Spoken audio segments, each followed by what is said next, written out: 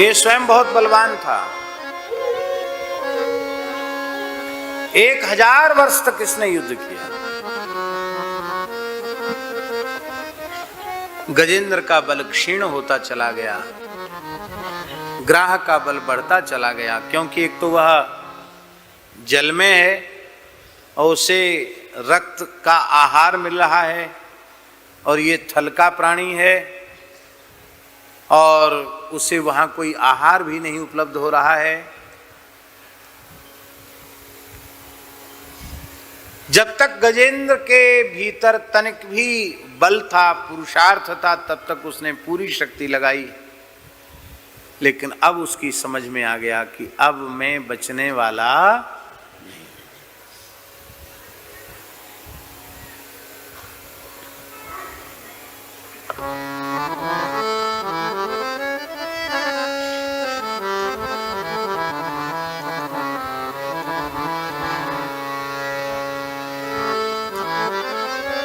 नाक कान डूबन लागे,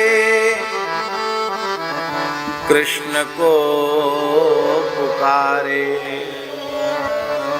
हे गोविंद राखो शरण, अब तो जीवन हारे,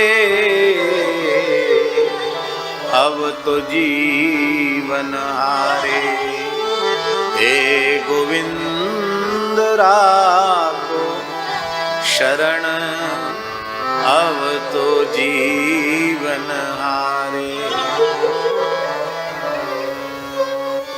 हा कष्ट ने कहा, हरि शब्द का उच्चारण किया। हा कष्ट में कहा, और री कहने के पहले पहले भगवान ने दौड़ करके गजेंद्र भक्त की रक्षा कर ली। गरुड़ जी का कितना तीव्र वेग है। भगवान को लगा गरुड़ जी बहुत धीमे चल रहे हैं, भगवान गरुड़ की पीठ से कूद पड़े।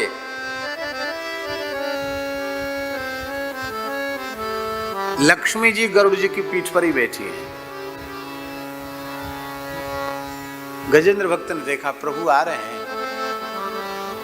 व्याकुल हुआ, मैं प्रभु को क्या समर्पित करूं। माता अपने पुत्रों पर सदा ध्यान रखती है। लक्ष्मी जी ने देखा मेरे प्रभु इस पर कृपा करेंगे, पर मेरा पुत्र व्याकुल है, प्रभु को कुछ भेंट करना चाहता है। लक्ष्मी जी ने ही अपनी लीला कमल फेंक दिया, हाथी ने सूंड में पकड़ लिया और वो पुष्प का उपहार लेकर के नारायणा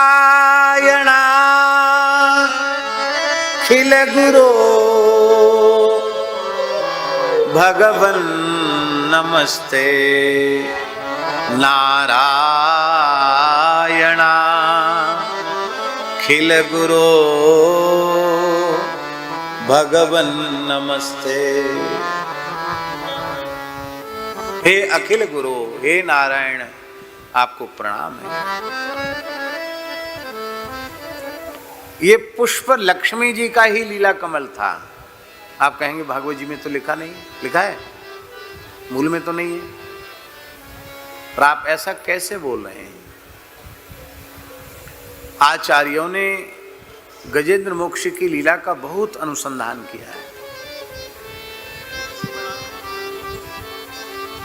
सरोवर में कमल अवश्य होते हैं, पर आपने देखा होगा जिन सरोवरों में लोग स्नान करते हैं, तो जहां तक लोग स्नान करते हैं, घुसते हैं सरोवर में, और जहां तक लोग तैर कर जाते हैं वहां तक कमल नहीं होता। जहां लोगों का आवागमन नहीं होता वहीं कमल होता है। 1000 वर्ष से जहां लगातार युद्ध चल रहा हो, गजेंद्र अपने पैरों से जहां की भूमि को रौंद रहा हो, वहां कोई कमल की संभावना थी क्या? वहां कहां से कमल आया?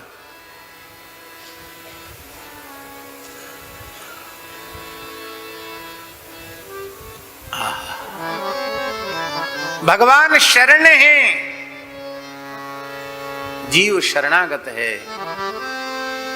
पर शरण्य की शरणागति बिना आचार्य के नहीं होती है।